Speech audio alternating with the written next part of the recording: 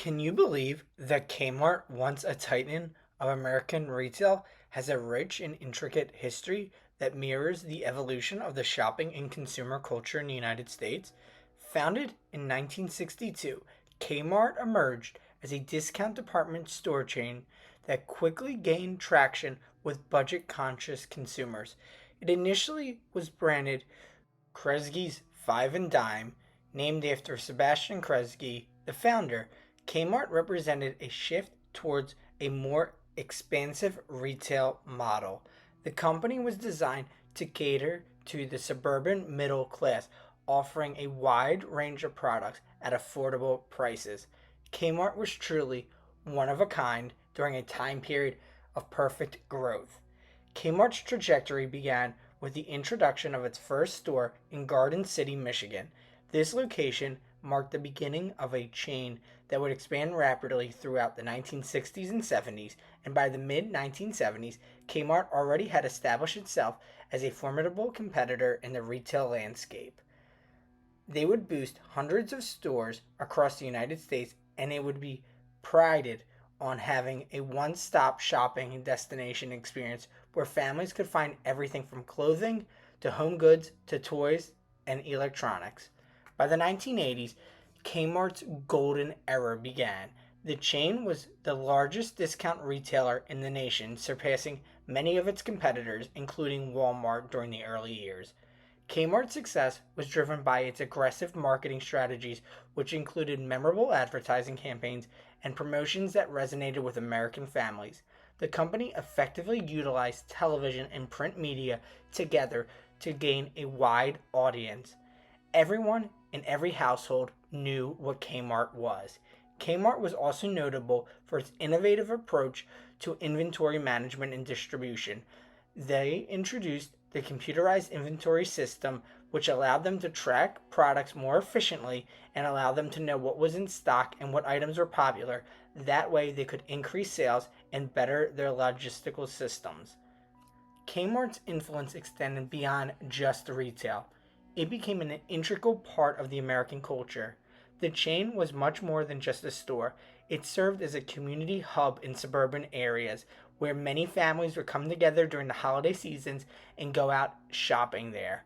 Families often made regular trips to Kmart, not just for the shopping, but it was also a social outlet.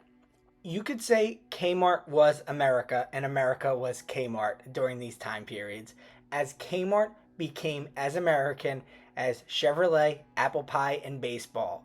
Everyone who was anyone wanted to go to Kmart. Kmart's influence was beyond just the American culture. Its bright, big logo K was a distinctive aspect of the store's marketing, and many would flock when they would see the K from a distance. It would be seen as a great place to shop for affordable goods, but they were also quality goods. The store's layout also contributed to its popularity. It featured wide aisles, ample parking, and a layout that encouraged browsing rather than just going in and looking for one thing. Kmart was designed with the shopper in mind. This user friendly layout made it much easier for families to split up and get what they need when they go into stores.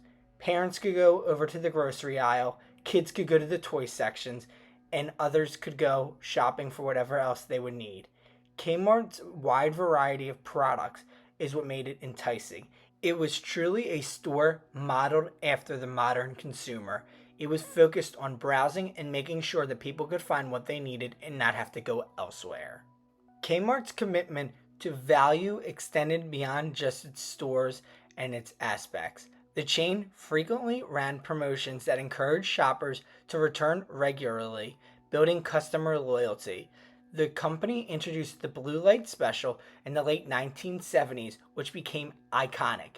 This spontaneous discount promotion involved a blue light flashing within the store, signaling a limited time offer on a select item. This also meant shoppers would remain in the store to see when these promotional items would go off, as they wanted to not miss the opportunity to get something so discounted and so cheap.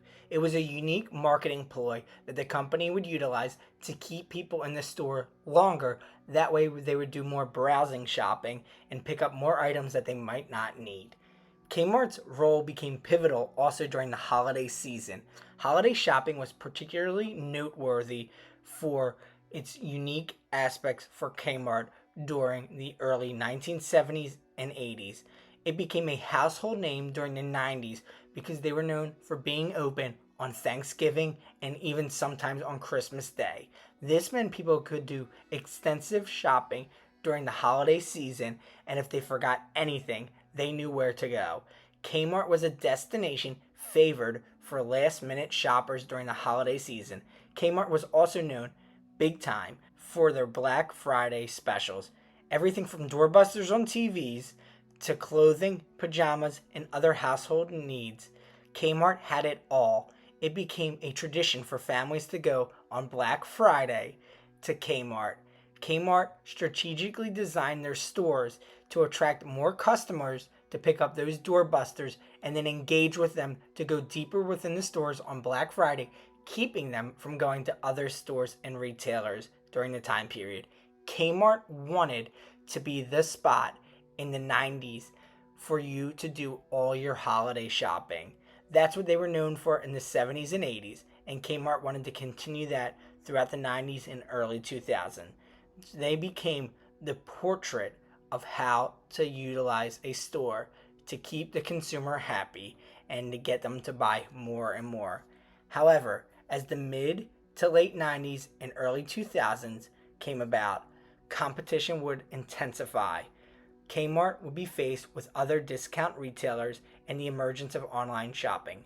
Between the rise of Walmart's aggressive expansion plan and the development of Amazon, Kmart seemed doomed. Kmart continued with their traditional business model as more and more retailers popped up around them. It also became apparent that Kmart's quality of product had been going downhill. And with that being said, competitors like Target would take advantage, providing better quality products at similar prices or a little bit higher, enticing consumers to get a better product for a better price. Even though Kmart would be struggling in the early 2000s, they would continue to develop and change. They would try to adapt by launching exclusive brands and also remodeling their stores. They no longer had the looks of big box stores from the 70s and 80s. They would try to modernize, making it more and more unique to go shopping at Kmart. Even though they would take out their food courts and their unique offerings like Little Caesars Pizza, it would not help. Kmart's exclusive brand deals that they created would not help either. They would begin a physical decline in the mid 2000s. In 2002, Kmart's financial troubles culminated in filing for bankruptcy, marking a significant turning point for the company. This would be one of the key reasons for their decline, with more and more loyal customers leaving from their local stores to going elsewhere to other retailers. In 2005, it would be the death kiss for Kmart when they would merge with Sears, further complicating their identity as a deep discount retailer. The merger presented unique opportunities, but it also provided more obstacles. Despite the challenges, Kmart tried to embrace the modern retail trends, and they even would try to develop an e-commerce site to help with their brick and mortar stores. However, this would not help Kmart. Despite its challenges, Kmart's legacy would live on even though their stores wouldn't. Kmart became a destination when you needed to just find something, when other retailers weren't open. This became Kmart's legacy. They would still be open on Thanksgiving Day and sometimes Christmas throughout the mid to late 2000s. And by 2010, I bet most of the Kmarts that you knew of disappeared. They all seemed to start disappearing around the late 2000s to 2010s. Kmart's storied history is a reflection of a broader cultural and economic shift in the United States. Kmart was a key player in the development of suburban culture. Were you a Kmart fan? Let us know in the comments below. We appreciate all of you. Thank you so much for watching.